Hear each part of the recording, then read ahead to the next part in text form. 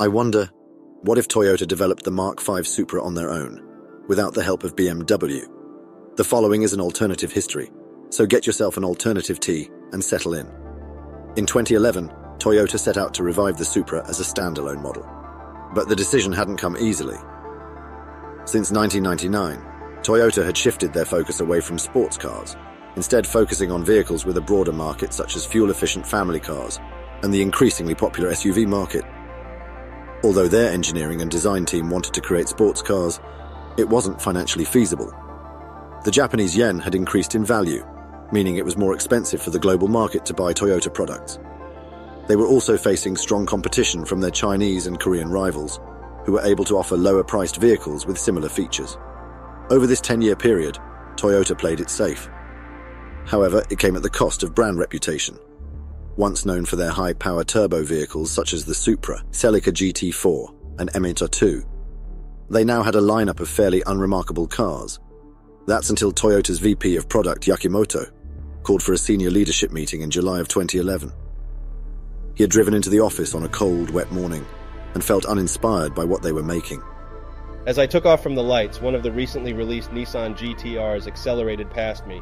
It could barely keep traction. It was like a monster, unable to be contained. It just sounded so angry, so raw.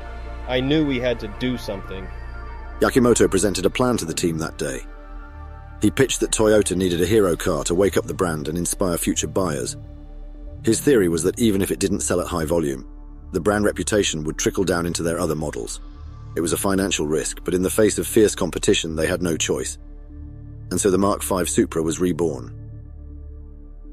Lead designer Masato Takahashi jumped at the chance to reimagine the Supra. I must have drawn 100 sketches of the new Supra before this meeting ever happened. I'd always dreamed of it. In fact, I was ready to present finalized concepts within 2 weeks. Knowing the car was to be rear-wheel drive, Masato had to design the proportions around the third-generation Lexus GS architecture, which had launched in 2005. Masato knew the hallmark design language of a Supra inside and out.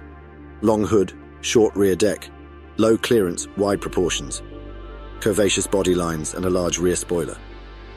Masato consulted with the upcoming Toyota 86 design team to ensure the design language looked coherent between the two models, and a concept was approved by the board. However, the development team had their work cut out for them. Lead engineer Yuki Nakimura had to propose an engine that would meet fuel efficiency and emission standards while still being a thrilling driving experience. They didn't have the budget to design a new unit from scratch, so his options were to collaborate with another automaker or adapt an existing engine. We knew we had to create something special, something that would stand up to the Supra name. To me, that meant 6 cylinders and a turbo. We didn't have a turbo engine at the time, but we did have a V6. There was no other option.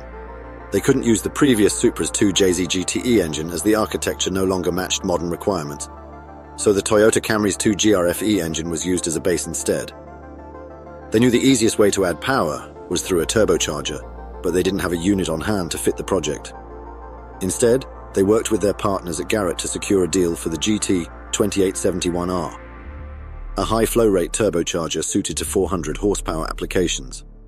This, and the supporting forced induction elements, ended up being one of the most expensive development additions to the vehicle, followed closely by the changes required to fit the Camry engine longitudinally, and matching it to the upcoming E-Series manual transmission earmarked for use in the Toyota 86, with an upgraded heavy-duty clutch and aluminum driveshaft. Thankfully, the Camry's engine had strong internals and could reliably handle the additional turbocharged power without extensive changes, except for updated injectors and supporting cooling systems. We had to think outside the box. We couldn't just throw money at the problem. We had to be resourceful and make the most of what we had.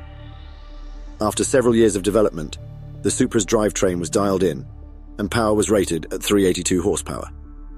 Senior management was concerned that the high-strung engine would pose reliability issues, further impacting the brand's image, but Nakimura remained convinced that his engine would be fine. When the Supra was unveiled to the public in 2017, it was praised for its sleek design and impressive performance, with many critics hailing it as a worthy successor to the legendary Supra of the past. However, others criticized the handling, interior, and price point, claiming that the Supra was less of a sports car and more of a GT. It carried more weight than its competitors, largely due to the older Camry engine block and underlying Lexus GS architecture. Many journalists missed the straight-six engine of the Mark IV, stating that the new V6 was rough at the limit and sounded compromised. Several commented on the fact that there was less headroom for modifications, with the stock turbo almost at capacity without aftermarket tuning and parts.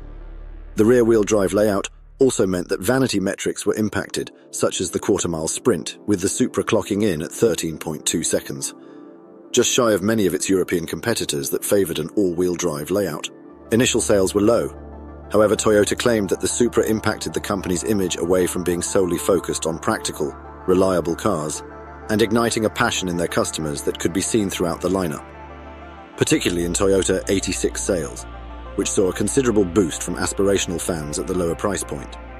In the end, the development of the new Supra was a challenging financial exercise and suffered from poor sales in the face of stronger competition, but it ultimately helped Toyota turn their brand around while retaining the heritage of their legendary Supra name. This has been an alternative motoring history by Past Gear. What do you think would have happened if Toyota developed the Supra without the help of BMW? Let us know in the comments, or tell us what other alternative car histories you'd like us to explore. If you want to hear more, please consider liking and subscribing. Cheerio.